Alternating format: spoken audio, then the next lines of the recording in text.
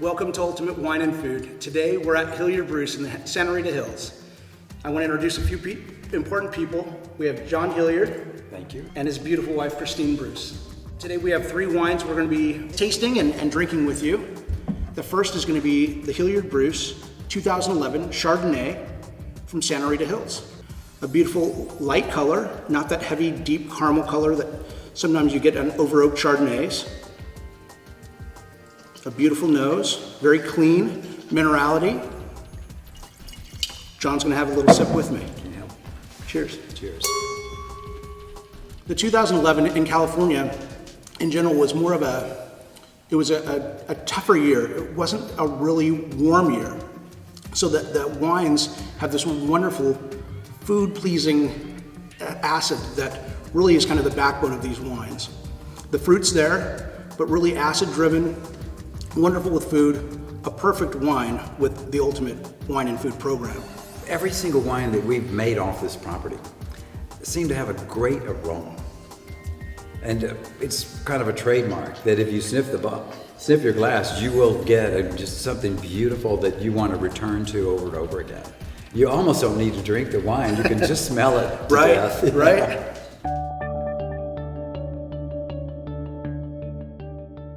What we've decided to do was to hire a company that does bioreclamation for industrial sites. And so we put in these 1,500 square feet of floating islands. They're made out of recycled water bottles, living bacterias, and the islands are thick and they contain a lot of microscopic, and those bacterias plus the plants that we planted on the islands actually consume the excess nutrients out of the water, including heavy metals. And this will improve our water quality before it goes into the vineyards. So the next wine we have is the 11 Sun Pinot Noir. And it's not that overripe style of Pinot Noir. This is that more rhubarb, kind of that tart raspberry. That, again, 11 will give you that more acid-driven, but wonderful purity of fruit. And John, you want to talk about this one a little bit? Well, the thing to remember with the 11s is that these wines are going to get better and better as you get 4 and 5, 6 years down the road. Where some of the local Pinot Noirs, ours included, you'll see maybe peak in 5, 6, 7 years. The 11 Pinot Noirs, you're going to see stand up and charge ahead after that time.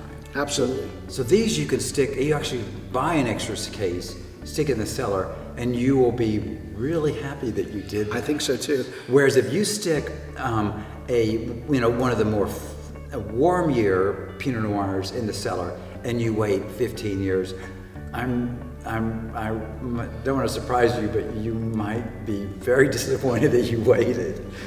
But this does have that acid that John's talking about that really will make it an ager.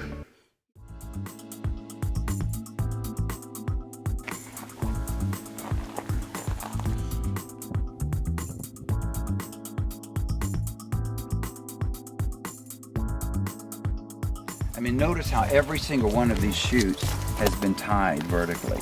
That's why you see this, straight up and down look. Beautiful. And the wires have been separated by the wire separation piece that holds the wires apart so that there's like a tunnel inside of here where air can move. So the amount of disease pressure that these vines are going to experience during the growing season is much less than somebody that didn't do all of this viticulture.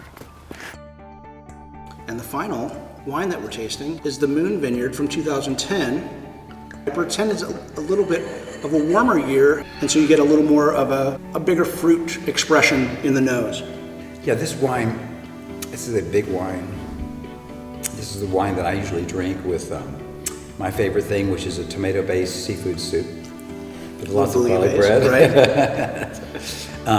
It holds up really well. I mean, you could almost replace, if you're drinking a Merlot or a Cab, you can replace it with this wine, and you will have a much more complex wine with less oak and less tannin. And I think that pleases many palates in today's world.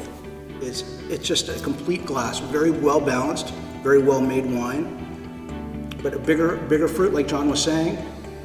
So now we're going kind of that kind of brambly fruit, that kind of a boysenberry Pinot Noir. It's a delicious. Is it different clones in the vineyards that's maybe doing this, in addition to the difference in vintage?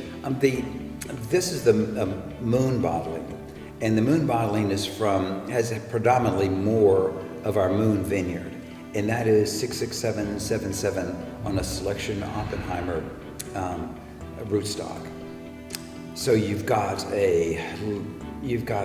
really wonderful Dijon clones there. The two of them together, I ferment those together. Wow.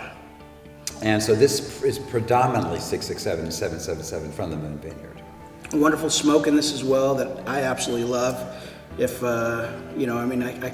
anything that's smoky, a little bacony, I love it. With a little bit of fruit, I mean, how could you go wrong?